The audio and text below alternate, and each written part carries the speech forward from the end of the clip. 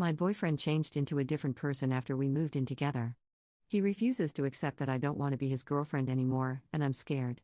Posted by you/Iowabird78.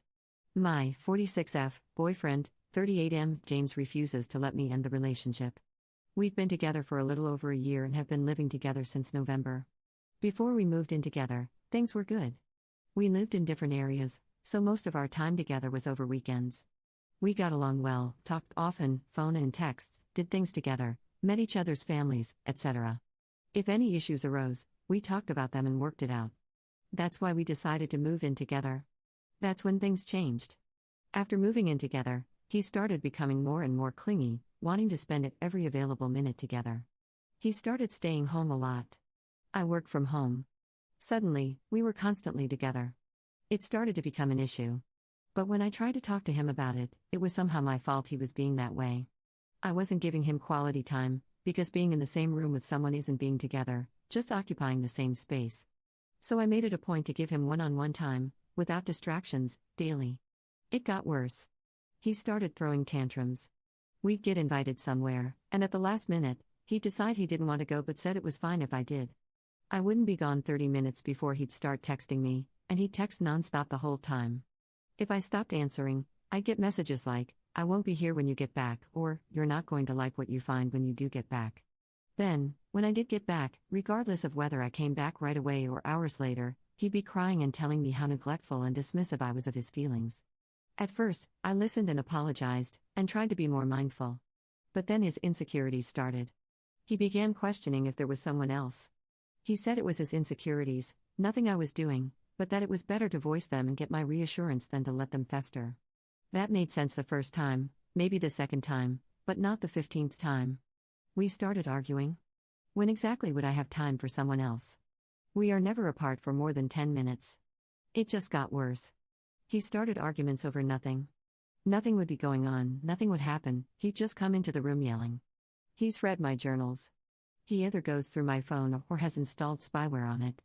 He questions me about things I've written in the journal or text messages, then tries to lie and say he read them over my shoulder. This week has been the worst yet. We were out for dinner, and he decided it was the appropriate time to discuss things in our relationship, at a very public, intimate dinner setting. We had been having a good day, no arguing, both enjoying ourselves and laughing not 5 minutes before. I was immediately uncomfortable and very much on guard. I don't like airing my dirty laundry, and he knows this. He insisted on talking about it right then. I said it wasn't the place or time. He wouldn't stop. I wasn't engaging. After a few minutes of this, he decided we needed to leave because my demeanor was making him look bad. Everyone could see something was wrong, and it was making him look bad. We got up and left without eating a meal we'd already paid for. On the way home, I started to quietly cry, and he started yelling. He was driving erratically and too fast. I told him to slow down. He slammed on the brakes, from 77 to a full stop in the middle of the interstate, twice. We are lucky we didn't cause an accident and hurt other people. He wouldn't let me out. This went on for the whole 2-hour ride home. I ended it that night. I told him it's over. I'm not doing this anymore. That car ride was the last straw. He refuses to leave. He says if I want him out, I'll have to evict him. He begs, he cries, he takes my keys so I can't leave, he threatens to kill himself. I don't want to go to my aunt's because she doesn't need the drama. I have no other family close. I have nowhere else to go. I can start the eviction process, but that takes a month or longer. He just keeps saying he can get better. I don't care if he can. I don't know what to do. Am I really going to have to deal with this until I can evict him? The police here won't do anything because he hasn't physically assaulted me. I tried a civil no-contact order, the judge said the same thing. I called the lawyer, same thing. Until he physically assaults me, there's nothing they can do to help me. How do I handle this? /relevant comments. Commenter. Change the locks and keep your keys hidden, even hide keys outside the home or with a trusted neighbor.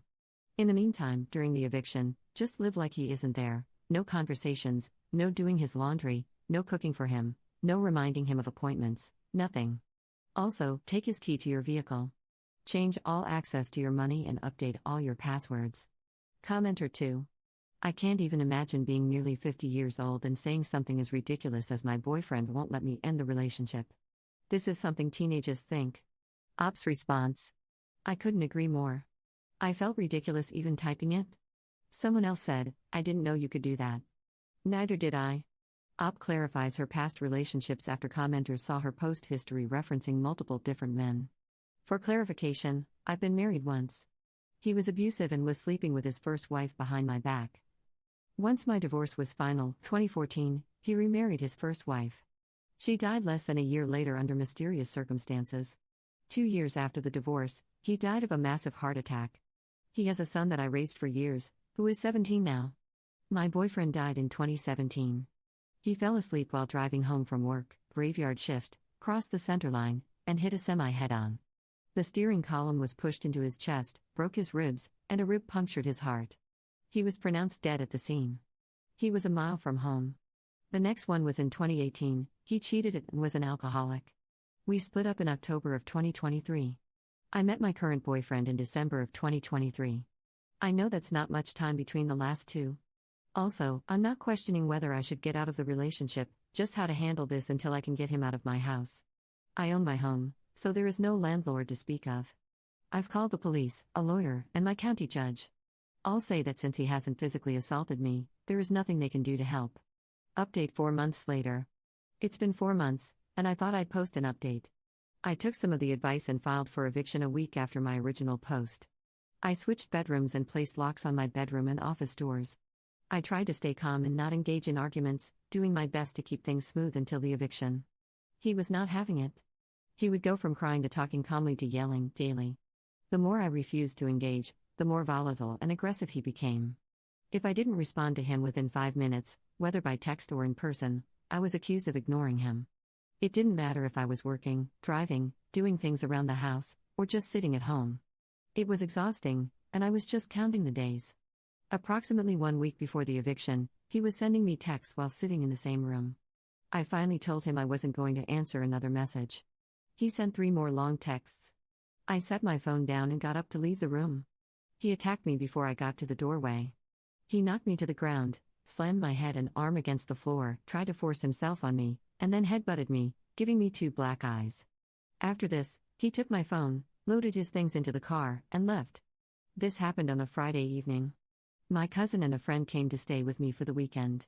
That night, my friend found a hidden camera in my fireplace. I took pictures and disconnected it. We spent the rest of the weekend looking for others. We didn't find any more, but we did find a GPS tracker on my car. We also found that my basement door, the one that leads outside, had been tampered with.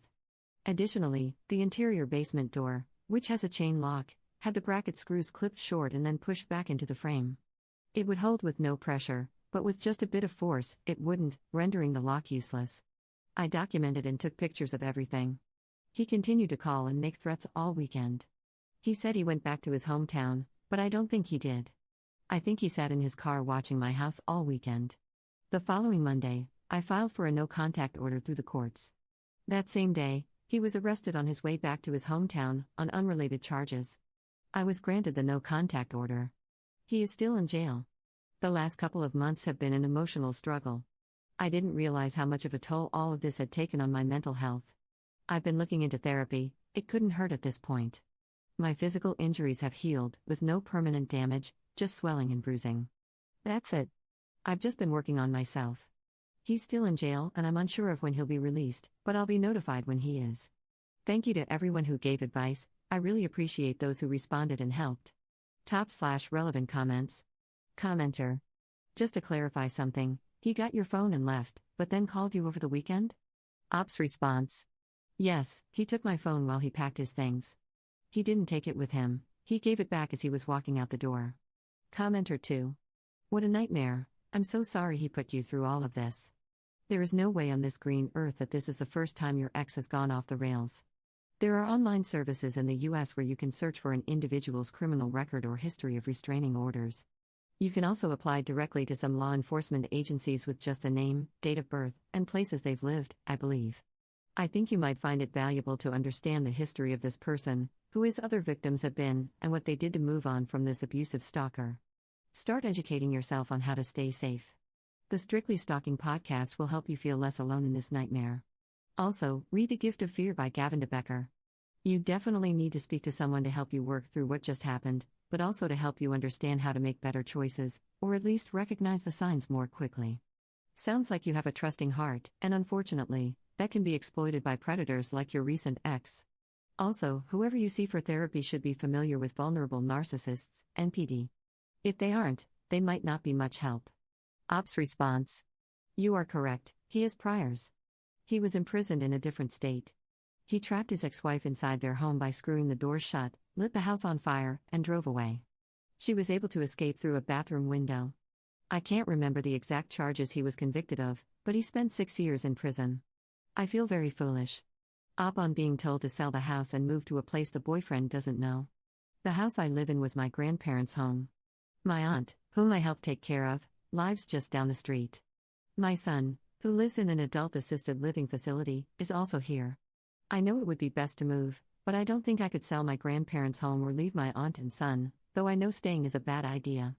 Upon reporting the assault and getting counseling. Assault, I tried. I called the police station and spoke with an officer. Unfortunately, I'm a felon, drug charges from 2009. I did some time in prison and was discharged in 2014. I haven't been in trouble or returned to that life since. When I called to report it, the officer who took my call was one of the officers involved in the raid on my home when I got my charges. Once he asked for my name and I told him, his response was, "Oh, well, can't help you." I asked what to do if he couldn't help me. He said I could try to file a no-contact order through the courts. So that's what I did. Counseling, I've started looking into it. I've got to find one that my insurance approves. Op adds an edit to her post. I really appreciate everyone's advice and concern, it truly means a lot. I decided to heed everyone's advice and move. I went and spoke to my aunt and told her everything. I had previously told her very little. She has offered to buy the house so it can stay in the family. We've also found someone to come twice a week to help her with household tasks and arranged a daily meal delivery service. I've also spoken with my son, and he assures me that he is and will be okay. He'd rather I be safe. I work from home, but my boss is helping transfer me to a different office and assured me that I don't have to wait for that to happen before I move. I'm also now working with a DV organization. I've been in contact with an advocate who is helping me navigate through all of this. I'm overwhelmed and stressed, but I'm doing what I need to do so that I'm safe. I'm sad and disappointed in myself for putting my family in this situation and making them have to rearrange their lives because of my bad choices.